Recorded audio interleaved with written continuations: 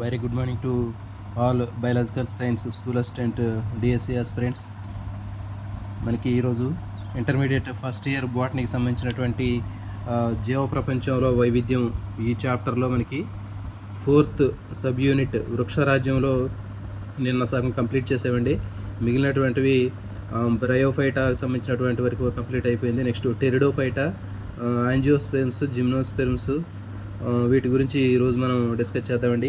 ఈ చాప్టర్ మనకి డిస్కస్ చేసినట్లయితే ఈ కంప్లీట్గా జీవ ప్రపంచ వైవిధ్యం ఫస్ట్ యూనిట్ 100% మనకి కంప్లీట్ అయిపోయినట్లేనండి.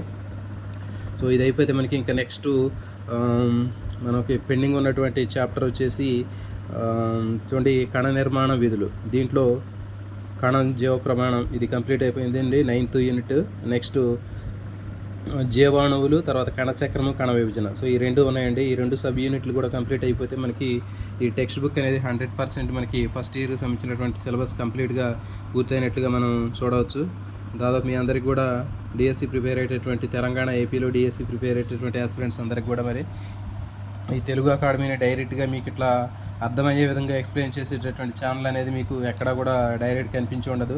ఒకవేళ మీకు చెప్పినప్పటికి కూడా మీకు పెయిడ్ వర్షన్లో మీకు కనిపిస్తూ ఉంటాయి. కాబట్టి మీ అందరికి కూడా ఎవరైతే డిఎస్సి ప్రిపేర్ అయ్యేటటువంటి బాగా పూర్ ఫ్యామిలీకి సంబంధించినటువంటి వాళ్ళు కోచింగ్ తీసుకోలేనటువంటి ఆస్పిరెంట్స్ ఉంటారో వాళ్ళందరినీ దృష్టిలో పెట్టుకొని ఇక్కడ దీన్ని ఎలాంటి పర్చేజ్ లేకుండా కేవలం మన ఈ ప్రిపేర్ అయ్యేటటువంటి ఆస్పిరెంట్స్ని దృష్టిలో పెట్టుకొని ఇక్కడ చేయడం జరిగిందండి. మీరు అతి తక్కువ టైంలో కూడా వీటిని మీరు రివిజన్ చేసుకోవడానికి అవకాశం ఉంటుంది. అదేవిధంగా కొత్తగా ప్రిపేర్ అయ్యేటటువంటి ఆస్పిరెంట్స్ అందరికీ కూడా మీకు ఇది ఒక చక్కని గైడెన్స్ లాగా పనిచేస్తుంది.